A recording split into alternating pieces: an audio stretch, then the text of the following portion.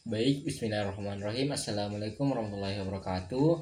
Perkenalkan, nama saya Ade Zulkifli dengan NIM 23 12 20 672 dari kelas C Program Studi Sistem Informasi.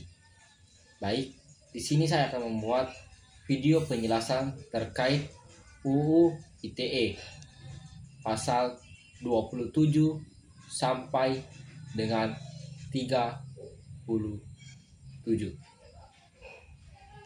Baik, sebelum kita menjelaskan pasal-pasalnya, terlebih dahulu kita ketahui apa sih itu UU ITE. UU ITE adalah singkatan dari Undang-Undang Informasi dan Transaksi Elektronik. Undang-undang ini mengatur tentang segala hal yang berkaitan dengan informasi elektronik, transaksi elektronik, serta kejahatan yang terjadi di dunia maya dalam kurung atau biasa dikenal cybercrime di Indonesia.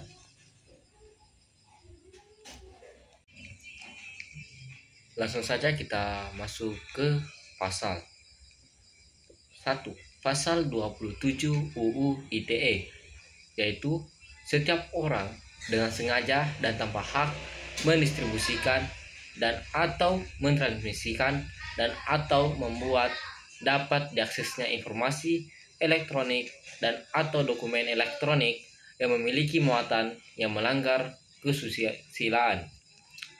Salah satu kasusnya itu kasus video asusila GA dan MYD tahun 2020, yang dimana selegram GA dan MYD terlibat dalam kasus penyebaran video asusila di media sosial.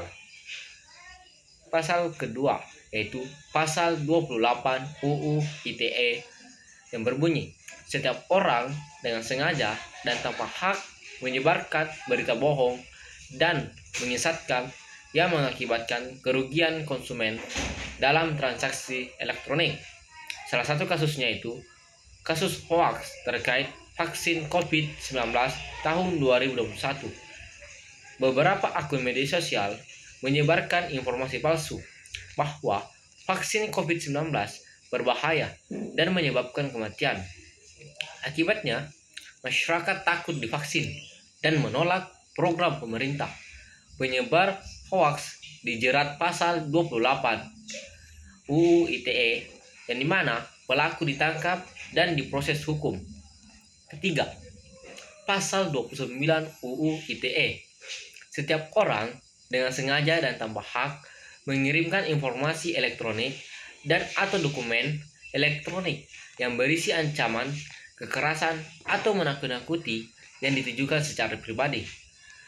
Kasusnya itu kasus ancaman via chat WhatsApp pada tahun 2022, yang dimana seorang pria di Jakarta mengirim pesan WhatsApp berisi ancaman akan membunuh temannya karena masalah pribadi, dan korban melapor ke polisi dan menunjukkan bukti chat ancaman. Pelaku dijerat pasal 29 UU ITE karena mengirim informasi elektronik yang berisi ancaman kekerasan, dan di mana pelaku ditangkap dan dihukum penjara.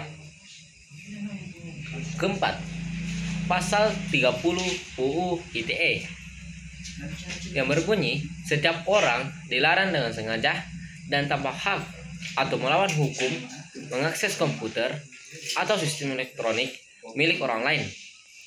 Kasus yang terjadi yaitu kasus peretasan situs KPU, Komisi Pemilihan Umum, oleh hacker Indonesia tahun 2020.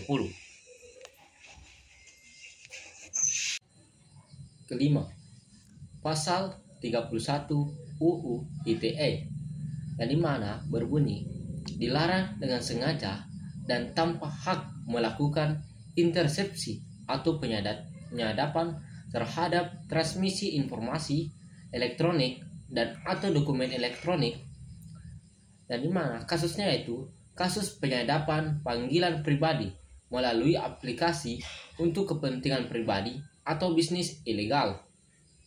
Keenam, pasal 32 UU ITE melarang mengubah, menambah, mengurangi, mentransmisikan, merusak, menghilangkan, memindahkan, atau menyembunyikan informasi elektronik atau dokumen elektronik milik orang lain.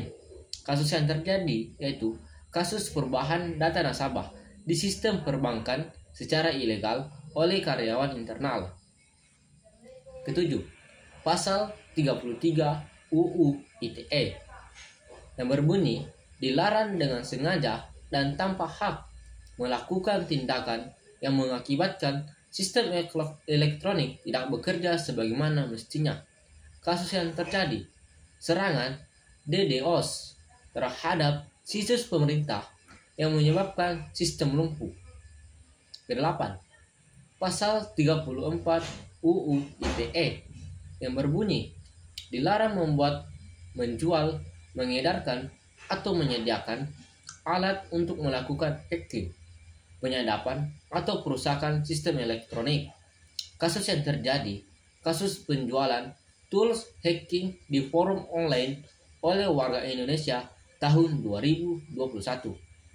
9. Pasal 35 UU ITE yang berbunyi dilarang melakukan manipulasi, penciptaan, perubahan, penghilangan, atau perusakan informasi elektronik agar terlihat seolah-olah data tersebut otentik. Kasus yang terjadi, kasus pemalsuan tiket pesawat elektronik dan sertifikat vaksin digital. Ke-10. Pasal 36 UU ITE yang berbunyi setiap orang yang melakukan perbuatan dalam pasal 30 sampai pasal 35 dan menyebabkan kerugian bagi orang lain dapat dikenai hukum tambahan. Kasus yang terjadi, pembobolan rekening bank online yang menyebabkan kerugian jutaan rupiah. Ke-11 dan yang terakhir, pasal 37 UU ITE. Ketentuan pasal 30 sampai 36 tidak berlaku bagi aparat penegak hukum yang melakukan tindakan tersebut untuk kepentingan penegak hukum sesuai prosedur dan izinnya sah. Baik, itulah penjelasan singkat terkait UU ITE di Indonesia. Dan yang jadi pertanyaan, apakah UU ITE tersebut sudah kamu fungsikan atau belum? Sekian, terima kasih. Wassalamualaikum warahmatullahi wabarakatuh.